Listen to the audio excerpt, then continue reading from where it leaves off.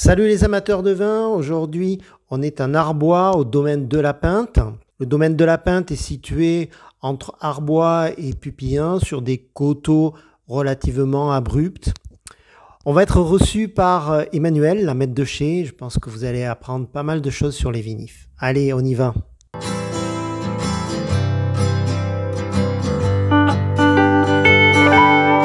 Historique, la cuverie en béton, où on va donc vérifier tous nos blancs et nos rouges. Alors c'est plus du pur béton, il y a de l'époxy par-dessus. Et donc les rouges et les blancs fermentent ici. Et les cuves béton, grosse différence par rapport à la cuve inox? Moi je trouve que oui, effectivement, en termes de... Je trouve que les vins évoluent beaucoup mieux en béton. Parce que même s'il y a de la résine époxy, c'est quand même pas étanche. Et il y a quand même... Voilà, il y a de l'oxygène qui arrive à rentrer un peu. Et le vin, il fait sa vie, on va dire doucement, mais il garde quand même du fruit, de l'élégance, de l'expression aromatique. Voilà, donc ça c'est nos caves. Enfin, une de nos caves, parce qu'en fait on en a trois. Encore une à droite et une à gauche. Elles ont été construites de 53 à 57 à peu près, il y a eu 3 ans de travaux. C'est tout en pierre de taille. Et donc elle est semi-enterrée. Hein. Donc là-bas où on peut sortir dehors, on peut rouler à même au sol.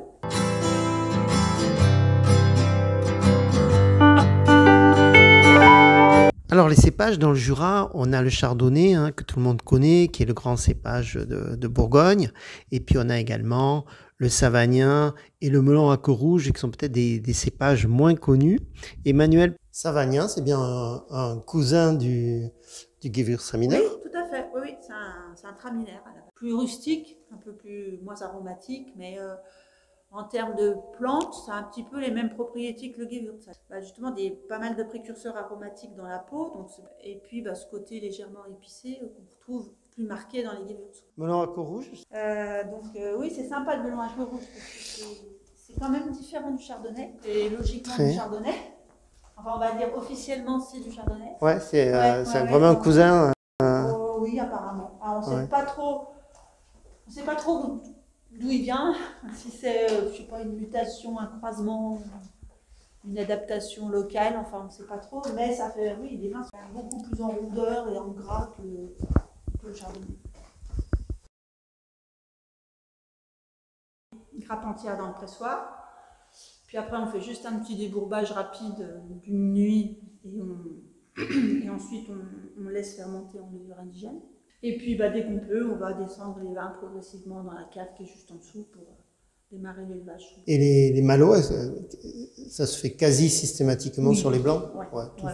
Savagnin et chardonnay. Généralement, les malots, elles se font même pendant les fermentations alcooliques. Donc avant l'hiver, carrément? Ah oui. Souvent, Ils font même souvent leur malot avant la fin des sucres. C'est vrai qu'on ne met pas beaucoup de soufre, nous on met à peu près maximum 2 grammes hecto sur le jus. Ça se fait très vite. Ça se fait très vite,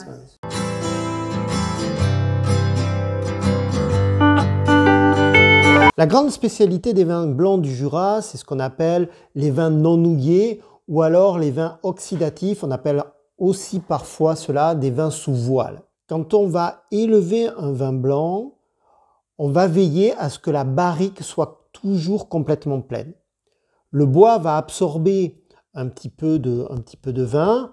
Par contre, il va falloir tout le temps remplir la barrique pour éviter que de l'air rentre dans la barrique et que le vin s'oxyde. C'est ce qu'on appelle l'ouillage. Dans le Jura, certains vins sont des vins non nouillés, c'est-à-dire que la barrique n'a pas été re-remplie avec du vin.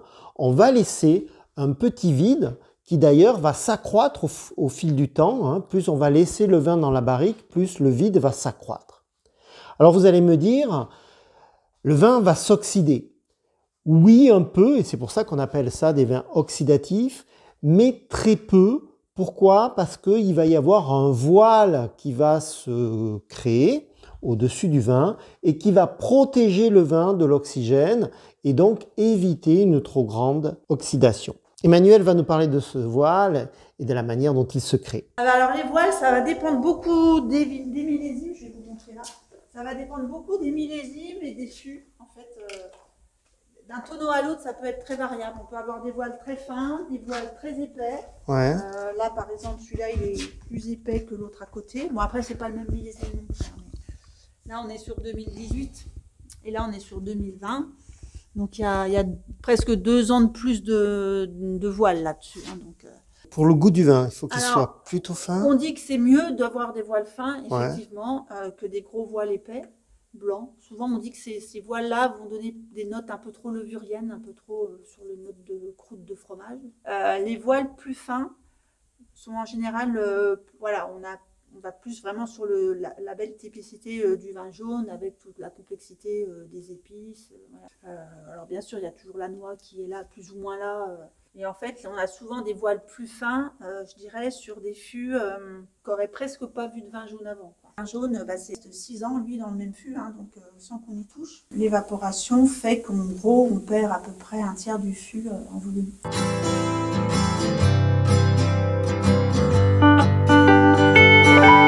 Alors la première bouteille dégustée, c'est un Arbois Pupillin Chardonnay, la cuvée Fontenay en 2022. C'est une des cuvées stars de notre groupe puisque ça fait 3 ans que désormais qu'on la propose. C'est une cuvée qui est 100% Chardonnay.